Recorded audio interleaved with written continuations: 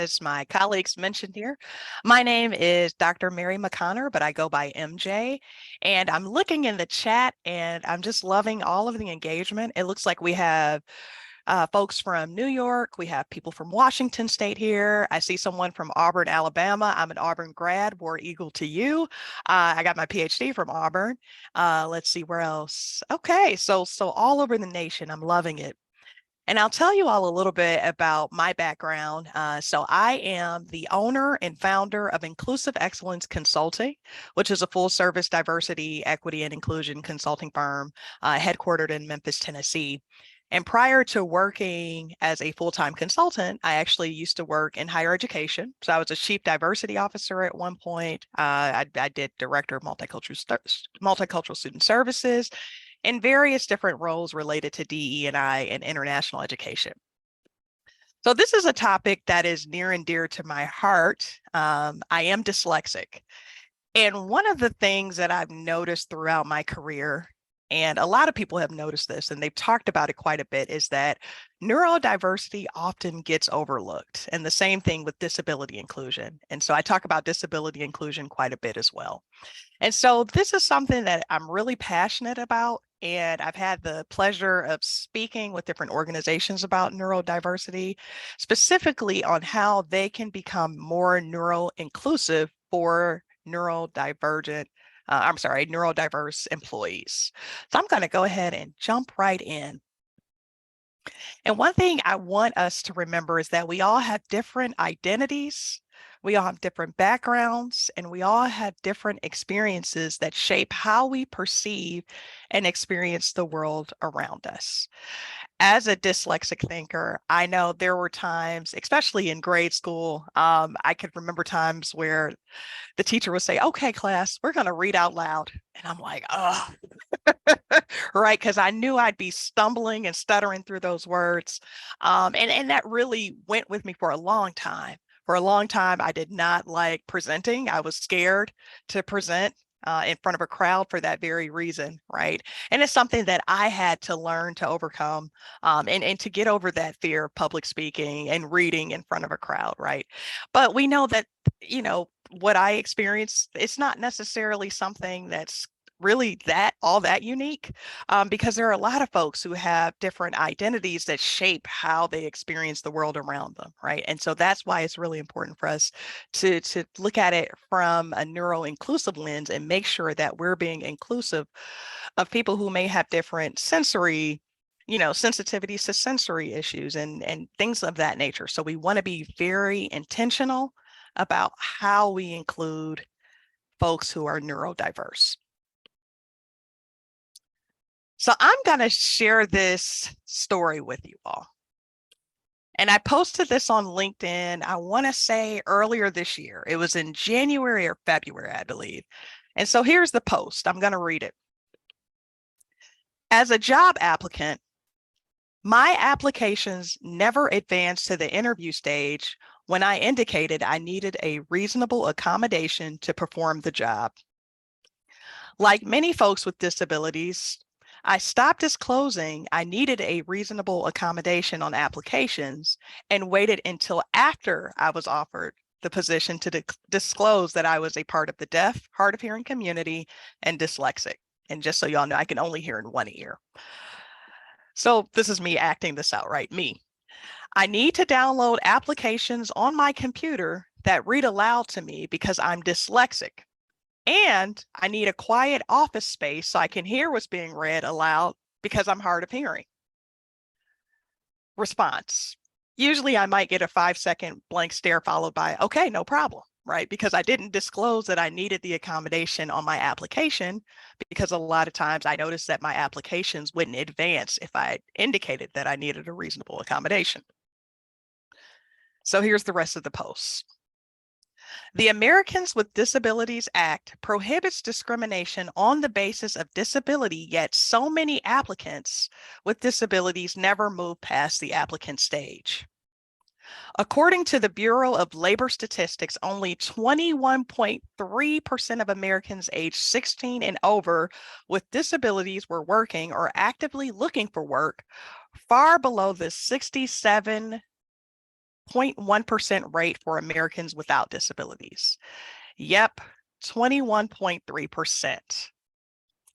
As my friend Chris Rudin often states, and that's my buddy, we're LinkedIn buddies, diversity, equity, and inclusion cannot exist while excluding disability, and it cannot exist while excluding neurodiversity either. For many people with disabilities, and for many folks who are neurodiverse, participating in the labor force isn't an option, and not because there isn't a desire to be members of the workforce. You all, this is the first post that I ever had to go viral, ever, on LinkedIn. The post received over 96,000 impressions. I had over 1,700 likes and over 154 reshares on this one post. And I think what really touched me most is that I had several people reach out to me directly, thanking me for amplifying the importance of neuro-inclusion and disability inclusion. And so from here, I just knew, I said, you know what, I am going to continue on this mission because obviously there are a lot of people out there who feel the way I feel. There are a lot of folks who feel like, you know what, why is neurodiversity continuing to be overlooked in DEI conversations? Why aren't there more policies and practices in place within the workforce that focus on neuro-inclusion?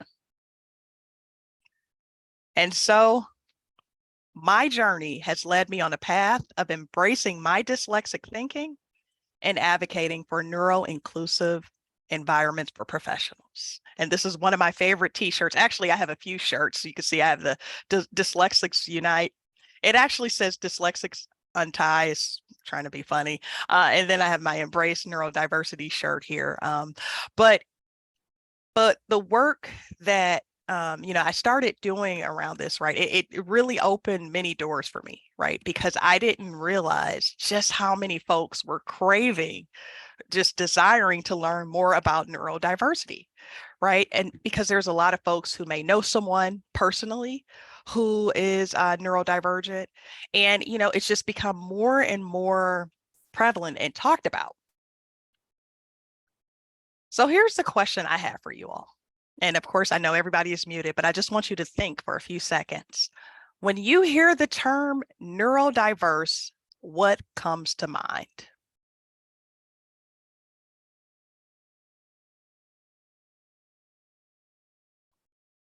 So what I'm going to do, I'm going to break it down in terms of definitions because I know it can become a little confusing. Sometimes I mix the terms up.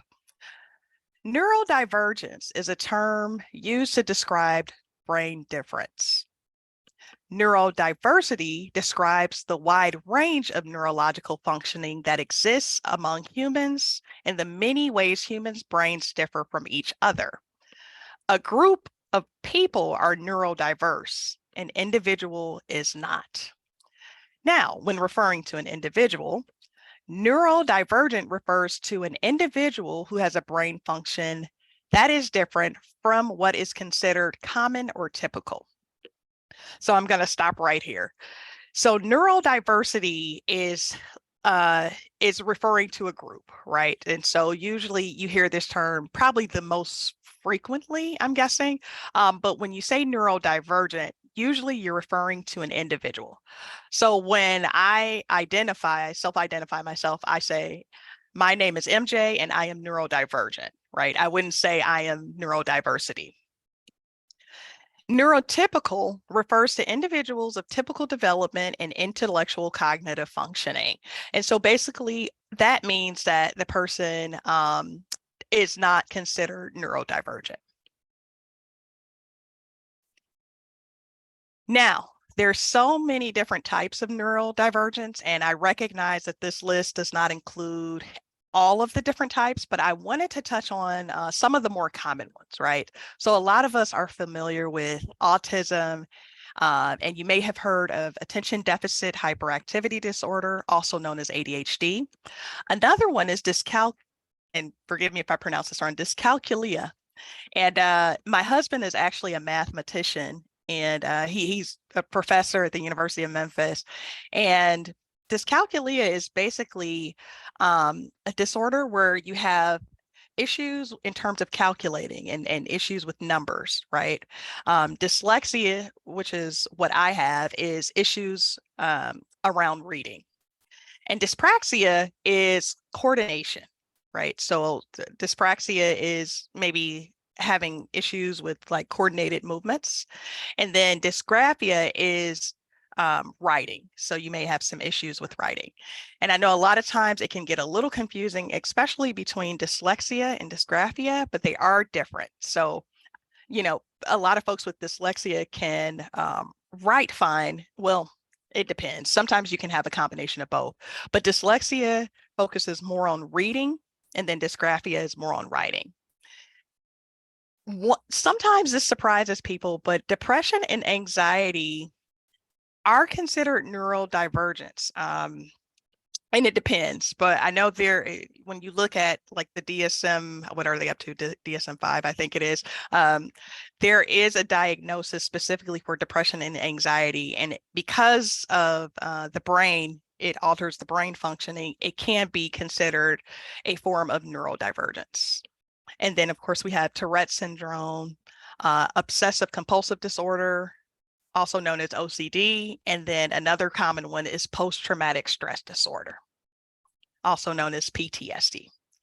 And as I mentioned before, this list, this is just some of the more common ones, but there are other forms of neurodivergence. So, the chat is open. Yes, we can do this. So how common is neurodiversity? I would like you to put a percentage in the chat. So when you think about our global population, if you could guess in terms of percentage, how common is neurodiversity among people? Okay. All right. So I'm just reading, it's going in real fast. 80%, 65%, 40%, 60, 75, 60. Okay. So there's quite a range in here. So I see 35%,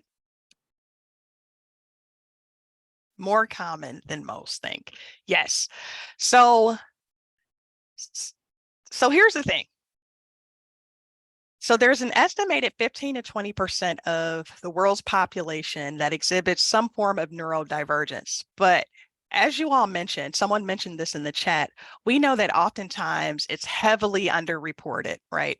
And the reason for that is because of the stigma that often comes with being neurodiverse.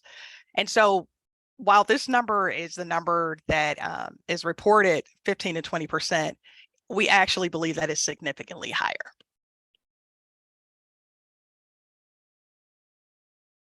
So one of the questions that often comes up is whether or not neurodivergence can be acquired. And the answer to that is yes. So you do not have to be born neurodivergent to become neurodivergent later in life. And I want to go back to the PTSD example, post-traumatic stress disorder. And so usually PTSD is you develop that as a result of something that happened that was traumatic. And what happens is your brain functioning may be a little altered after the traumatic experience. So I'll give an example. When I was working in higher education, I had a student who saw a really bad car accident happen right in front of him. So he was driving and he saw the car accident, and one of the individuals in the car ahead of him ended up passing away. And so he was the first, to get out of his car to check on that person to see if they were okay. And he had never experienced anything like that and never witnessed a person, in pain and dying, essentially. And so what happened is we noticed that he stopped coming to class. He became really withdrawn. And his roommate actually came to the office and said, I'm really worried about my roommate. We have not seen him. And, he just stays in his room a lot of times. And what we ended up figuring out is that he did experience PTSD as a result of it. So I use that example just so you know that neurodivergence can be acquired with time as a result of a health condition or injury. So this is a question that comes up quite a bit as well, and I would love to see answers in the chat. Is neurodivergence a disability?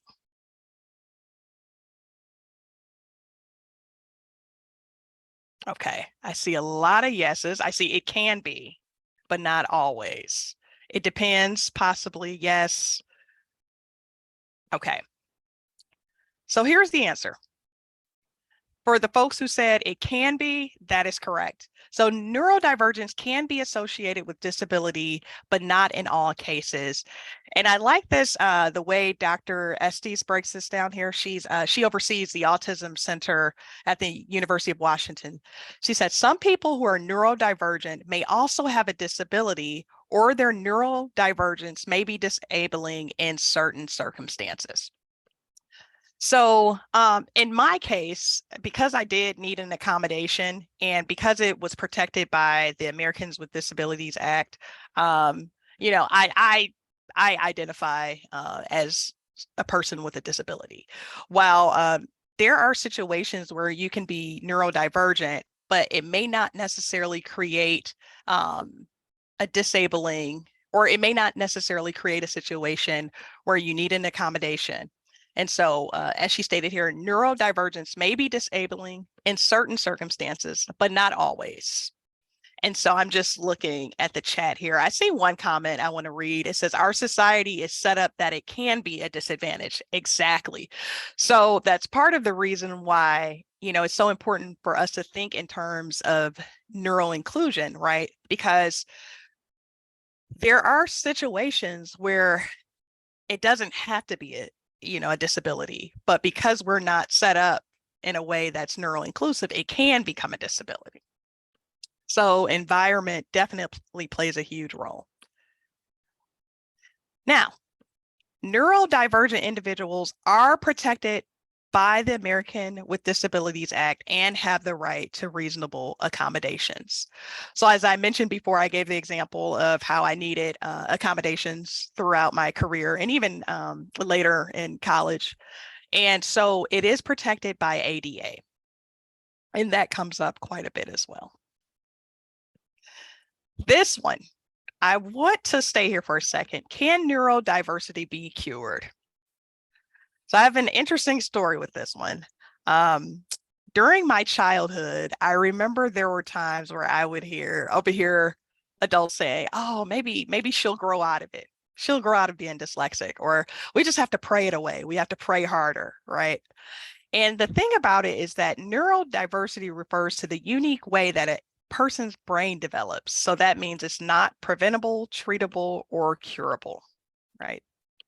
So that is something that I definitely want to make sure people understand, that it's definitely a part of how your brain functions and operates. So what are some of the common strengths of being neurodiverse? Let's see, Amber said, the pray it away always gets me every single time. Yeah, I definitely heard that growing up. I was just like, yeah, I don't know if I can pray this away.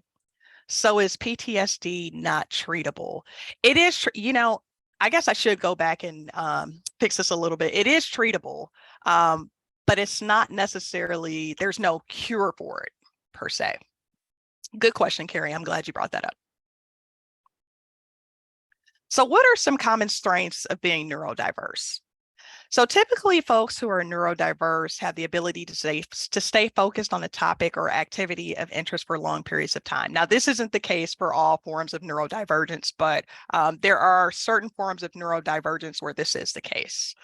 A lot of folks who are neurodivergent or neurodiverse, see, even I get it mixed up, have the ability to think outside of the box, which can lead to innovative solutions to challenges.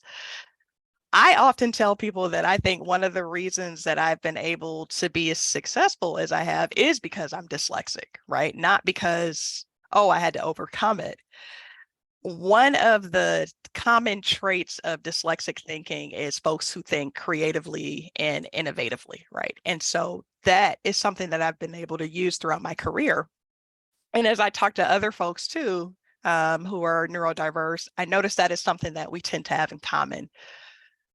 So another common strength is that Folks who are neurodiverse tend to have strong observational skills and attention to detail, and also the ability to recognize patterns, including codes and behaviors, and have strong skills in areas such as music, art, technology, and science. So as I stated before, this is not inclusive of all different types of neurodiversity, but I just wanted to kind of give some common strengths. And I'm trying to read the chat as I can read the chat out. I know I'm going back and forth. I'm like, okay, what are they saying? We have someone that says the intercultural religious beliefs or cross-cultural perspectives. Yeah. Yeah. We also have another comment: as a person who deals with PTSD, it is treatable but not curable. Right. Nikki states that many articles say 40% of CEOs are dyslexic. My son has dyslexia and he calls it his superpower. Awesome. Yeah, I love that. And yeah, I want to thank, let me roll up a little bit. Like Teddy, thank you for that, because a lot of times intercultural religious beliefs and cultural perspectives do play a big role in how these conditions can be perceived. And Eric, I love that you mentioned, and thank you for sharing your experience in talking about how it is treatable but not curable, right? And Nikki, I want to go to yours really quickly because I've heard different statistics on this about CEOs, a number of CEOs being dyslexic. So we do know like some really well-known figures such as Steve, what's his name? Bronson. Oh goodness, over Virgin Mobile and Virgin. Is it Bronson? No, I can't think of his first name. Thank you, Richard Bronson. I said Steve. Richard Bronson, and we know several other folks who are neurodiverse.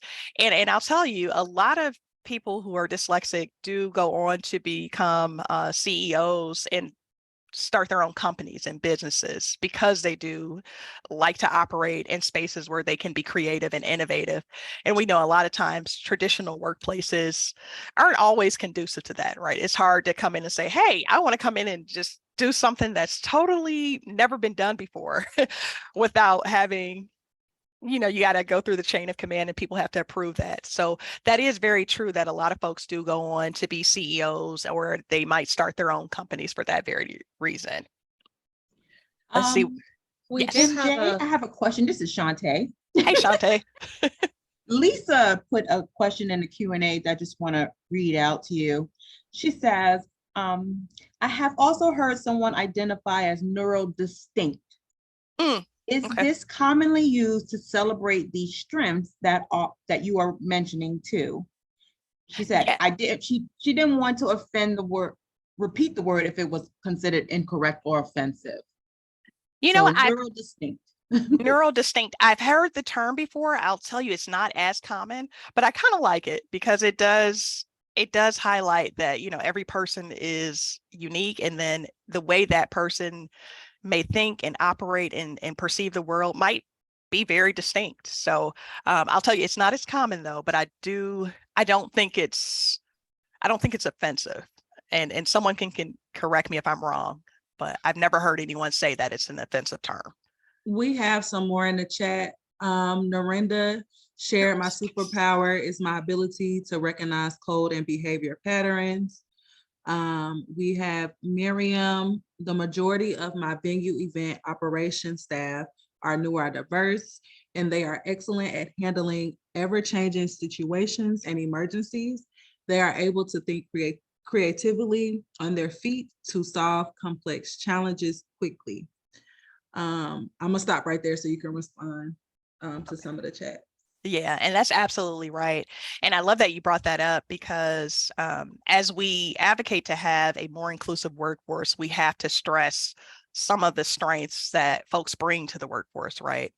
I'm looking at I'm chuckling here. I'd never seen the term neurospicy. I'm like that. I might start using that. Like, I'm neurospicy. All right, you're a little different. I like that. So is there a TikTok challenge going on or something? I don't use TikTok that much. I'm just curious. Sarah brought it up. If you're on everything in the chat. Neuro non-conforming. Now that that's actually new. I haven't heard that one. I call people neuroplastic. Got it. But yeah, there's different terms out there like the neurodistinct, neurononconforming, and none of those are considered offensive. They're just not used as often. We do need some neuro spicy t-shirts. I like it. So some of the common challenges of being neurodiverse is that sometimes social communication can be a little difficult, especially for folks who may be on the spectrum. Speech and language challenges. And we talked about this a little bit, but particularly dyspraxia, dyslexia, and dysgraphia is where you can see some speech and language challenges show up. And then learning challenges that may be related to that may be related to being able to focus, read, calculate, and follow spoken language. And then unusual responses to sensory input is another common challenge for some folks. And then unusual physical behavior such as rocking, expressing tics, blurting things out, and shouting at unexpected times. And we know that's very common with Tourette syndrome in particular. Sorry, y'all, I am like sleepy. It's just kind of stuttering through this thing. So I'm kind of looking at the chat. It says me, I hate numbers, math. I can't count. I'm undiagnosed. Gotcha. Yeah, and there are quite a few folks who are undiagnosed. I have a friend, she actually just got diagnosed with ADHD and she's over 40 years old. And we're seeing that become more and more common as well, that people are getting diagnosed later because, during the time when they were children, it wasn't as common as it is now to be diagnosed. So let's reflect a little bit before we go into how we can create a neuro-inclusive culture. I see this in the chat. Is bipolar diagnosis considered being neurodiverse? By some, yes, I have seen it in some, but then in other cases, I haven't. Like, it's not always listed, but it can be. And anybody can feel free to chime in on that one. But I know that's been asked before. That's a good question. So as we reflect for a minute, let's take a moment to pause and think, why should the workforce include neurodiversity and DEI conversations? Why is it important for us to understand neurodiversity through an equity lens? Why is it important for us to understand it through an inclusion lens? And why is creating and promoting a culture of acceptance and belonging important for neurodiverse professionals? So I would love, because I don't think they don't have the ability to come off chat, right? What we can do is we can promote someone as a panelist so they can come off and participate. Got it. Okay. So and what we can do, first person, how many people you want? One or two? Maybe a couple folks, and you don't have to answer every single question, but just, especially that, like the first few, looking at it through an equity lens, I would like to hear maybe some thoughts. I'm gonna randomly pick 4 people. All right, you may get picked. I hope you all are ready. She's doing a random selection. Make it fun. Let's see. They should come over. Okay, and then are they seeing it? Is it over? Are they over yet? I am not sure. If you get a notification, okay, so if you would like to participate, please raise your hand so I can promote you as a panelist. Okay, there, we'll just do it that way. All right, we need 2 more people.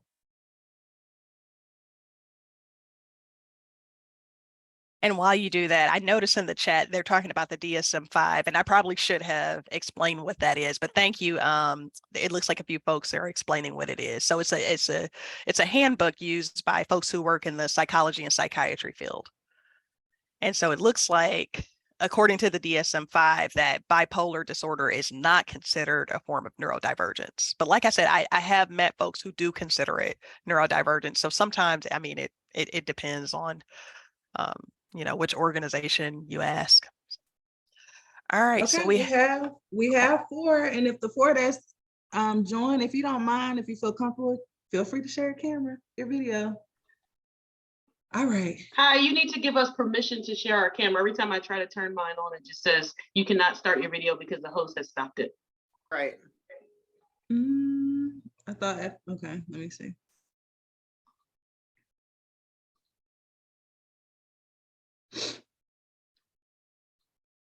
This is Narinda. Can I respond to Sure. one of those? Okay, go Absolutely. ahead. So, in my mind, the most tragic part is the loss that an organization and the individuals in it, particularly the neurodivergent individual, what they experience when they're constantly trying to manage their symptoms to hide them, right? Or doing whatever it is that they can to be less noticeable. So for me in my personal life, I absolutely know how crushing that is to you as an individual when you feel like you cannot be yourself. And because of, many of us will talk about the strengths that we possess as a result of being neurodivergent. Those strengths don't really get to come to light in a way that helps teams or organizations. So I think about that loss. And I also think about how crushing it is for the individual to constantly be trying to manage not only their own behaviors, right? So now they're constantly evaluating their own behaviors. And instead of being able to accept them as potentially strengths, they're constantly filtering through what dominant culture thinks about that. And so I know that there's a lot of layers to that. I'm not going to try to get into all of that now, but if you can just appreciate those aspects, I think you can see that it's a loss for everybody. And in my mind, one of the ways that we can combat that is for those of us, as we get more and more influence or authority or power in organizations, to be more transparent where we can, because I know for some people it's a safety issue, but where we can, we really need to be pretty transparent or communicative about what that looks like. So that way we can pave the way for other people to not have to experience the same type of fear and oppression and ultimately like underperforming, I think. Yes, I love that. You touched on so many great points, and I love that transparency piece too. And us, I talk about allyship a lot. I know I've done presentations on allyship, but supporting each other, right, as allies, and saying like, hey, we have to elevate this and amplify the need to be more neuro-inclusive. So you're absolutely right. Well said. Thank you for the opportunity. Appreciate this. Yeah, thank you. All right, let's see. I was going to say when it comes to like the question of why should it be included in the workforce DEI conversations, I mean, DEI is literally diversity, equity, and inclusion. And if we don't have neurodiversity as a part of equity, then we're missing a large portion of people. And also for what Narinda was saying about accommodations, right? Some folks don't even know they need accommodations until they have the accommodation or until somebody else says something about the accommodation. One of the things I was going to say when you talked earlier about is neurodiversity and disability, and I think most folks who are not who can live with their disability, it's because they have an accommodation.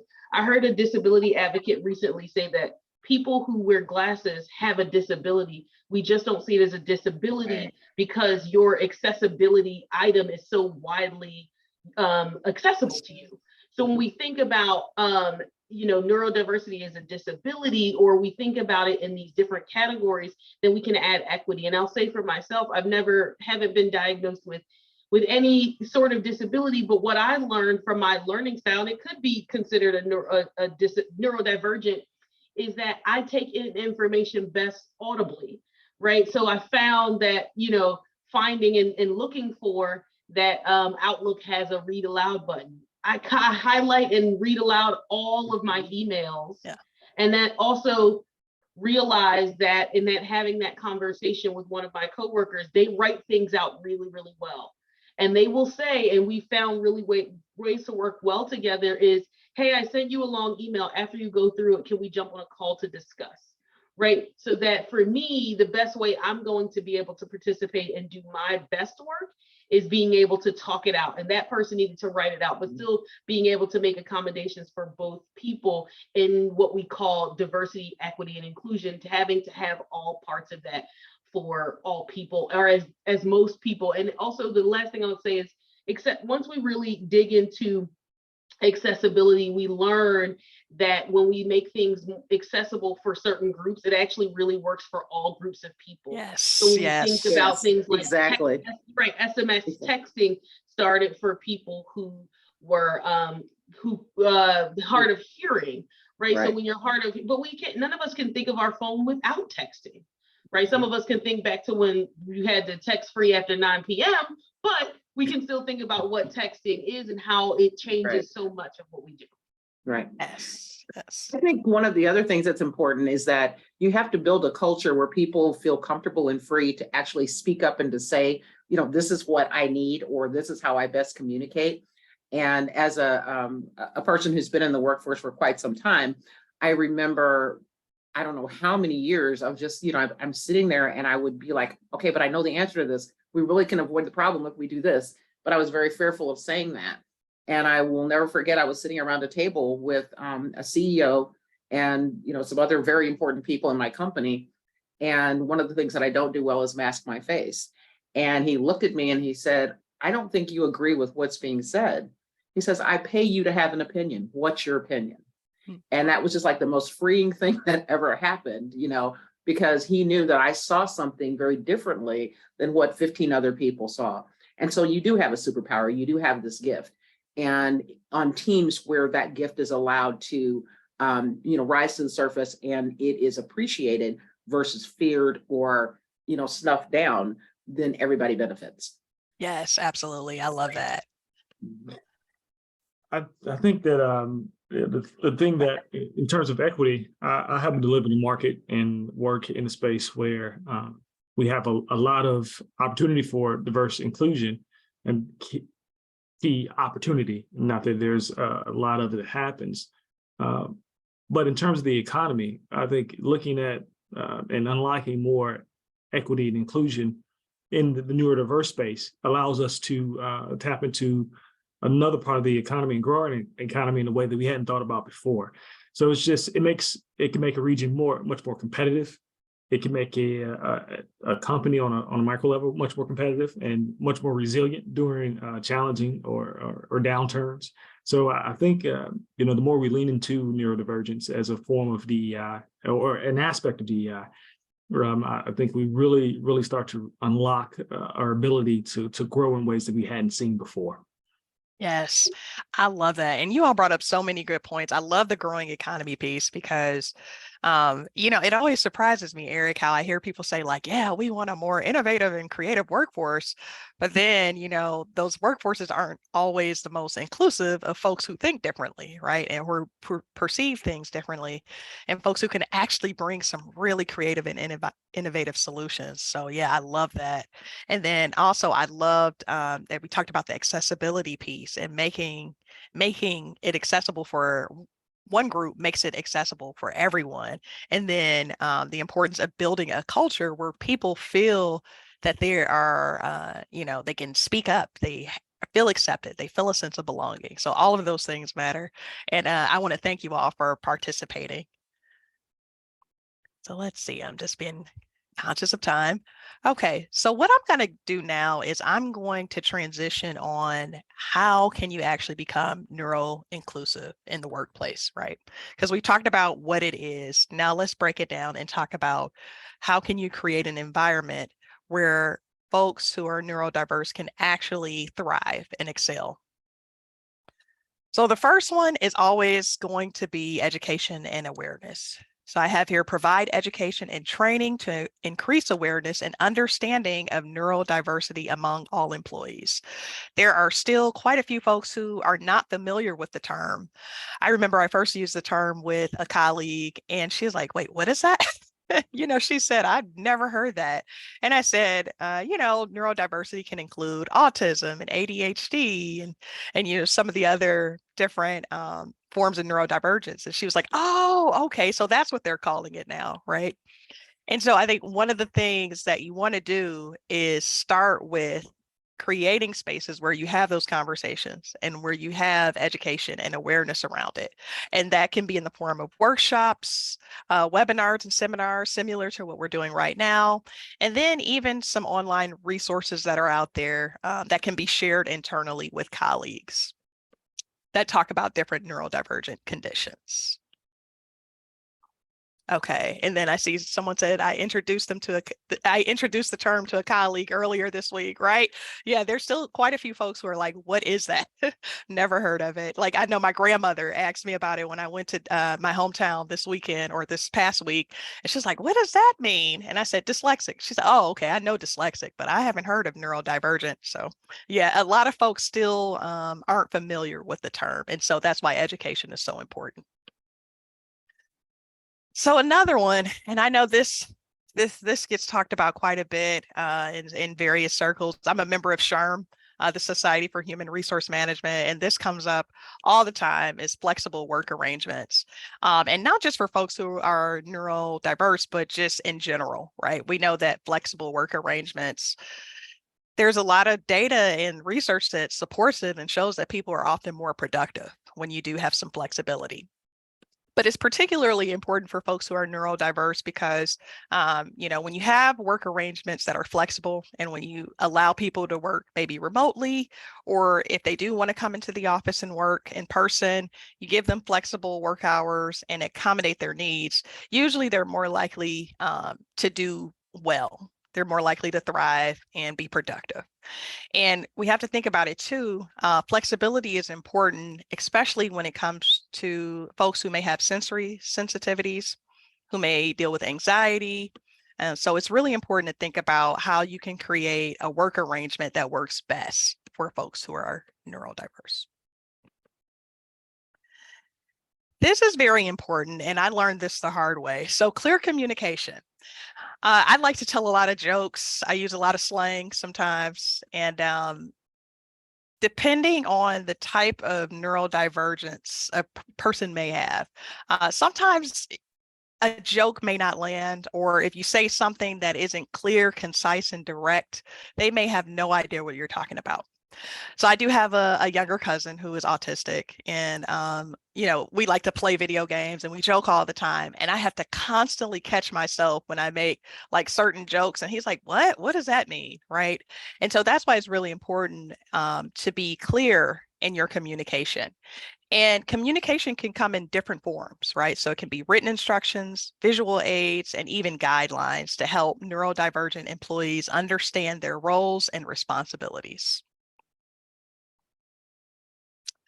So another one, and we touched on this already a little bit, but a sensory-friendly environment can be very helpful for some. And this can include a private or quiet space. So as I mentioned, the reason I needed a quiet office space is because I could only hear in one ear.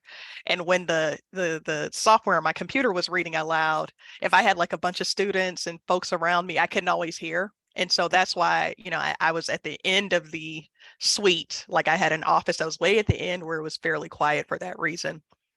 Some folks like to use noise canceling headphones so that they can focus better. And then adjustable lighting can also be another example of how to create a sensory friendly environment. And there's other ways as well. And usually it will be outlined in the accommodation request if a person does submit an accommodation request. I do want to say this, even if a person does not submit a formal accommodation request, I still think it's really important for us to consider how we can create a sensory friendly environment for folks, because I think someone mentioned it that a lot of times people may not have a formal diagnosis, but they may know. Like I know that I tend to do better in quiet spaces.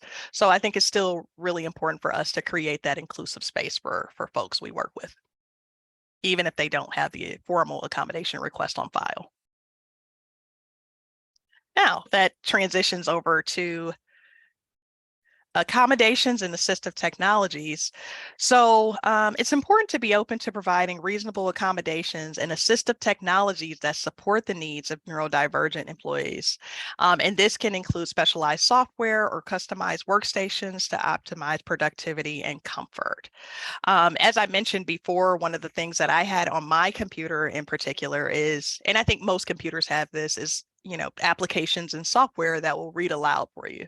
And for me, that was very helpful just because I would send so many emails throughout the day, and I always wanted to make sure that I didn't have any typos or grammatical errors, because I know it's important and things can get lost in communication. And so that was one of the different types of, or one of the forms of accommodations that I use. And I know there's different types out there that a lot of folks use that are very helpful. Another one is support networks. I know there are some companies, and you all may work for organizations that have employee resource groups or support networks, but these can be very helpful. I know when I worked in higher education, one of the things that they actually had a student group for students who were autistic. And it was really good because the students felt a sense of camaraderie. They were able to connect and feel that sense of belonging.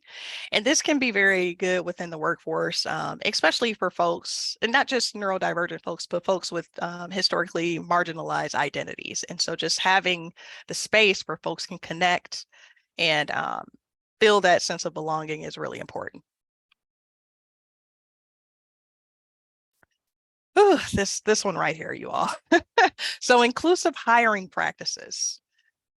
The reason that a lot of us, and I say us, like folks who identify as neurodivergent, aren't able to advance sometimes within the application process or within the hiring process is because sometimes we don't always have an interview process that's conducive to, being neuro-inclusive. And so I've heard this several times from folks like, yeah, I was so anxious, my anxiety got the best of me, but I didn't want to say that, I had anxiety disorder, or, even in my case, like you all know, I struggle with reading aloud sometimes. And so if I have to do a presentation and I'm stumbling through and I'm just like, I know I totally missed a word, but, it's a reality that happens to several candidates, right, during the hiring process. So that's why it's really important when you do develop a recruitment and hiring process and different practices that you think about how can you be inclusive of folks who are neurodiverse.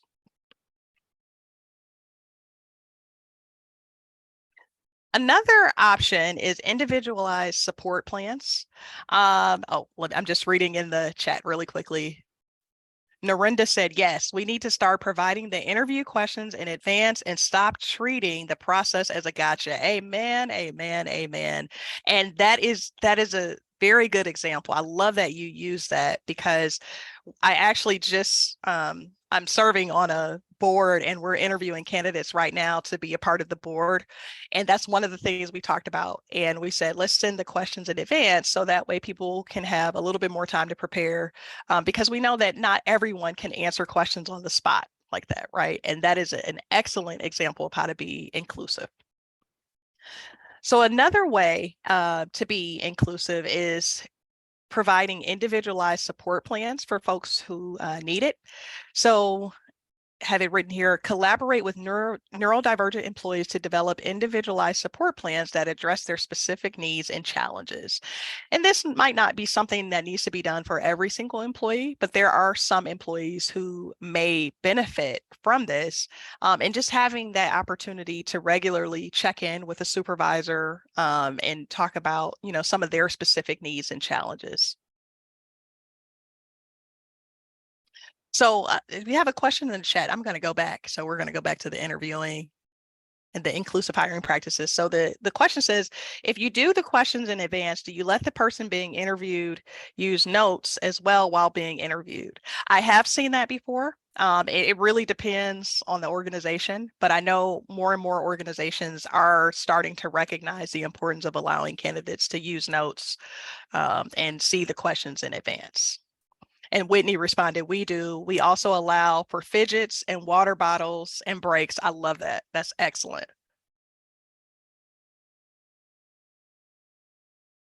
So this one is, very important, having anti-discrimination policies, and most organizations do. They're mandated by law. But one of the things I think that's just as important as having a policy in place is creating a culture. So if you look at that second bullet bullet point is promote a culture of acceptance and zero tolerance for discrimination or harassment. So having a policy alone sometimes is not sufficient. Like you have to create an environment and set the standard and norms and say what is acceptable and what will not be tolerated. And any form of discrimination against employees who identify as neurodivergent should not be tolerated in any form. So that's why it's important to think about it, not just in terms of the law is telling us we have to do this, we can't do this, but think about your organizational culture as well.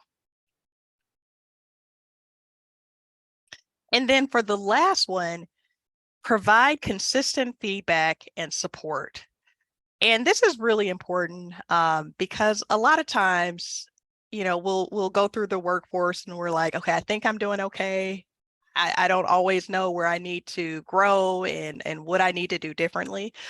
So if you know that you have employees who identify as neurodivergent, it's really important that you provide that support and opportunities for growth. So what I'm going to do, and I do have this here as well. So what I'll do, I'll make sure everyone has access to the slides. But because we only have about 9 minutes left, I would like to come, like maybe 1 or 2 people come off mute and talk about, you know, what are your thoughts around some of the different things that I just shared in terms of how to be more neuro-inclusive. And is there anything that anyone wants to add to this list that maybe I forgot to add? Just raise your hand and I will promote you to a panelist. That's a good point. I like that Shannon brought that up. So many of these recommendations are considered best practices for everyone in creating a people-centered workforce and organization. That's absolutely right. And that kind of goes back to the point that was made about when you make it accessible for one group, it's accessible for everyone. And this is the case, right? If you do these things for folks who identify as neurodivergent, then or neurodiverse, then yeah, it creates an inclusive environment for everybody.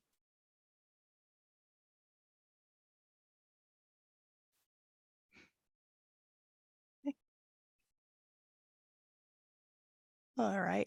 Well, I'll go to the chat really quickly. So Kay said, my manager has been making accessibility changes for interviews. She gives an outline of the interview process, including sending questions out 1 hour before the scheduled interview time, also having flexibility in the ways an assessment part of the interview can be submitted and shared. That's excellent. Love that. So, I mean, as you all can see, more and more employers are starting to really make strides. And there's still quite a few out there who need to, you know, kind of focus more on neuro inclusion. And I think one of the things we talked about, because as a few of you pointed out, there's still a lot of people who don't know what neurodiversity is, right? And so that's why we have to be really diligent in making sure that people are educated and informed about what it is, so that way they can create a more neuro-inclusive culture. And so, as I mentioned, I'll make sure this is shared.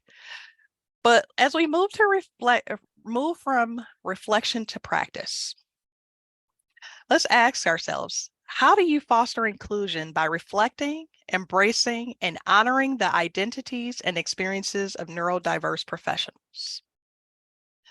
How do you gather feedback from neurodiverse employees?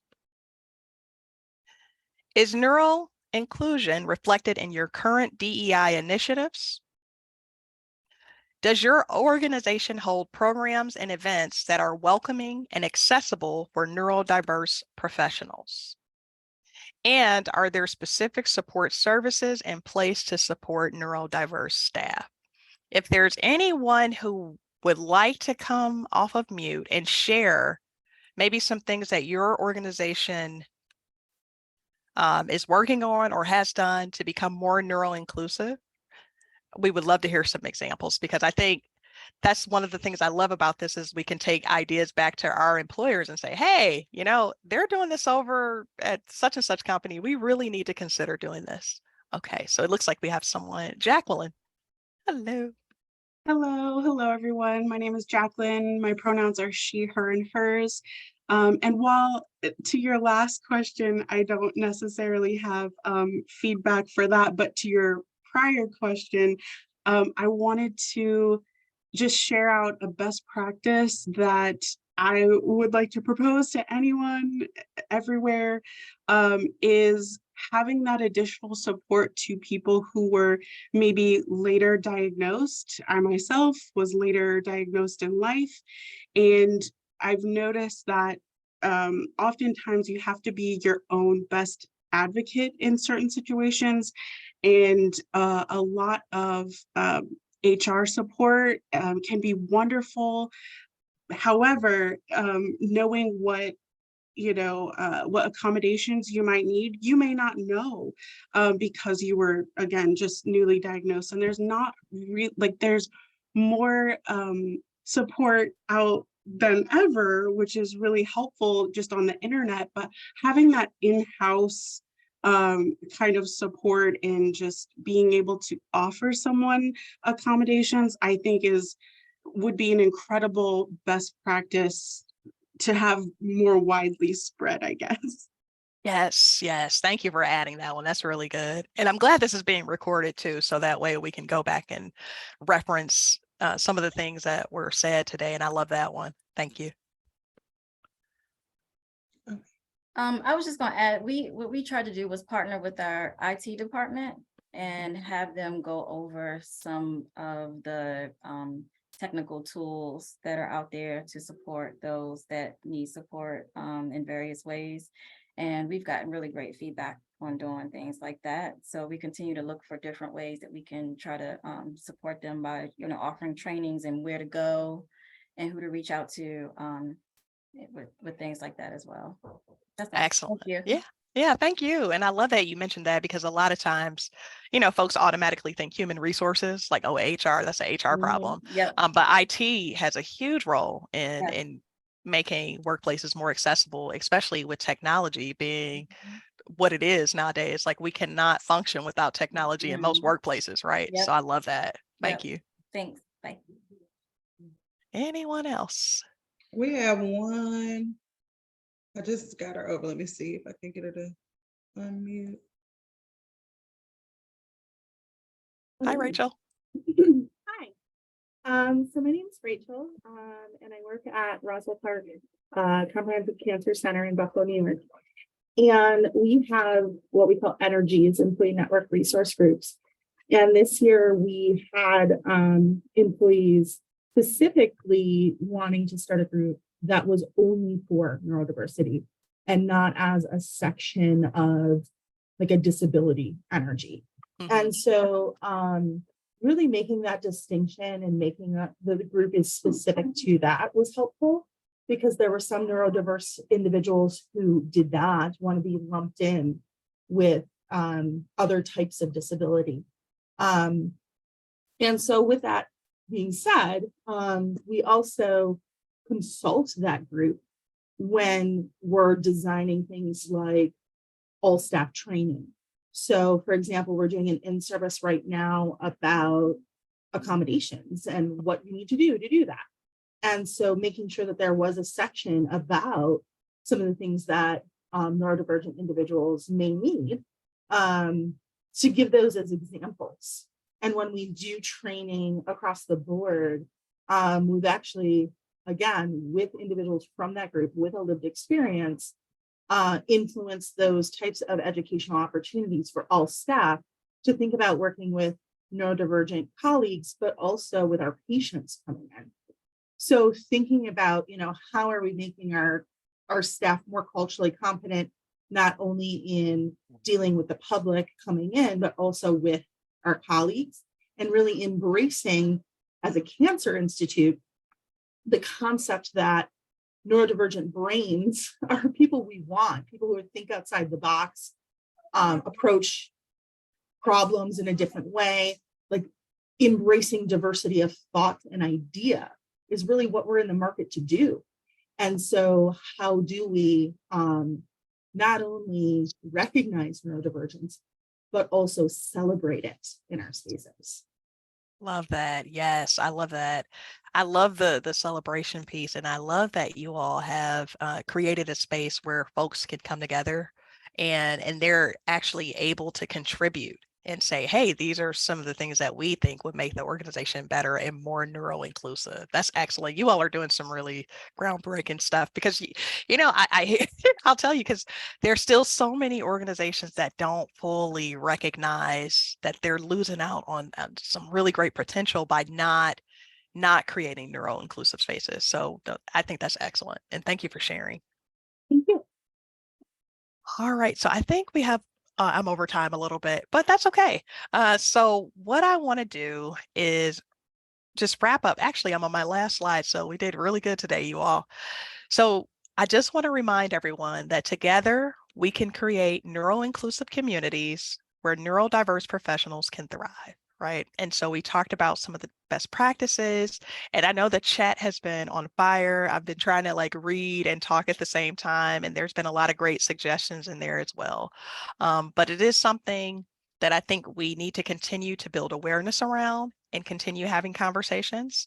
And from those conversations, we can become action oriented and create actual practices and policies and protocols and have those in place for all professionals to thrive, including neurodiverse professionals. And in closing, one thing I want to mention is that the Society for Diversity will be hosting a Neurodiversity Summit, and the theme is Wired for Success. And it's going to be October 19th through the 20th. And I put the link below where you can register for the summit. And it is fully virtual. And I guess I could turn it over to Amber to let her talk about it, but I just felt like this would be a good opportunity to do a plug for that, because I think it's going to be really good. There's a lot of great speakers, and I think it's going to take place over a 2-day period. Is that correct, Amber? So Amber had to jump off. MJ. Oh, okay. Okay, got it. So yes, it did. It does have, it's over 2 days, and it's half a day. So register now. We have some great presenters that will provide some information about neurodiversity and some wonderful stories that people will be able to share. So if you can do it, it's all virtual, so you don't have to travel. So this is great. So I want to say thank you all for joining. Like Amber said, you will receive a copy of the presentation as well as the recording for this. We want to say thank you, Dr. MJ, for an amazing presentation, for some great dialogue. And we just want to say, have a wonderful day. Thank you. Okay.